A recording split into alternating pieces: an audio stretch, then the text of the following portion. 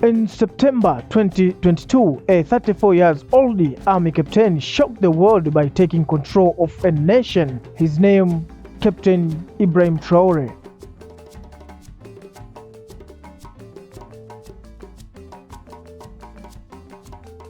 His country, Burkina Faso. Comme l'a signifié, la production du Burkina Faso en termes de... At the time, few people outside Africa knew much about him. But within weeks, his action would dominate headlines, spark debates, and turn him into one of the most talked about leaders on the continent. So what exactly did he do after taking power? Why did his decision shock the world? Certains diront que c'est impossible pour l'Afrique de rattraper le retard, de se réveiller. On nous l'a dit lorsqu'on a voulu prendre le destin de notre pays. And how did a young captain suddenly become a symbol of a new political era?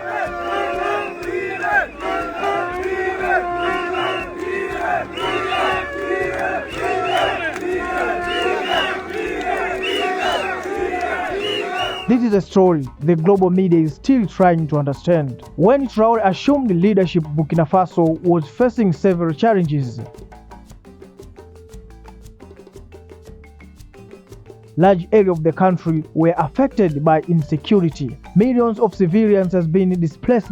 Public confidence in leadership was at all-time low. Many citizens felt that urgent action, not speechless, was needed. Traoré represents himself as a leader ready to act decisively. Unlike traditional politicians, he came from a military background and spoke indirectly to many young people. He looked like one of their own, a leader from their generation.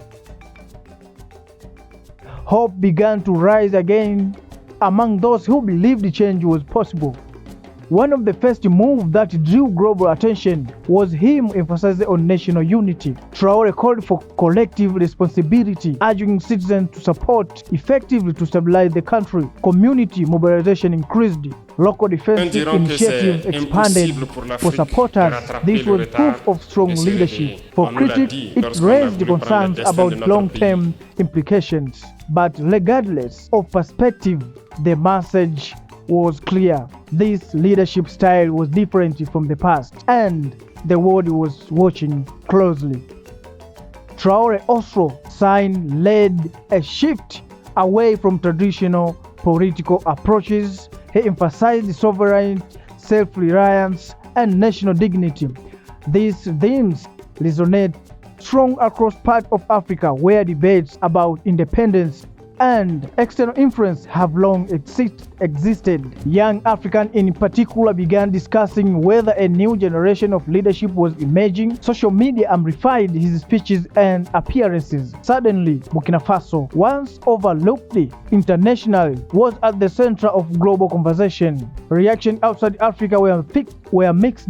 Some governments expressed concerns about stability. Others adopted a cautious approach, waiting to see how events would unfold. Analysts debate whether this could reshape regional politics in West Africa. Could this inspire similar movements elsewhere, or would it create a new tensions? For a leader so young, the level of global attention was unprecedented. Traoré had become impossible to ignore. Across the continent, many people viewed Traoré as a symbol of generation change. Africa has one of the youngest populations in the world. Seeing a leader close to their age in power create a powerful psychological shift. Discussions about youth leadership, sovereignty, and Africa's future intensified. So, for supporters, he represented courage and decisive action. For critics, he represented uncertainty.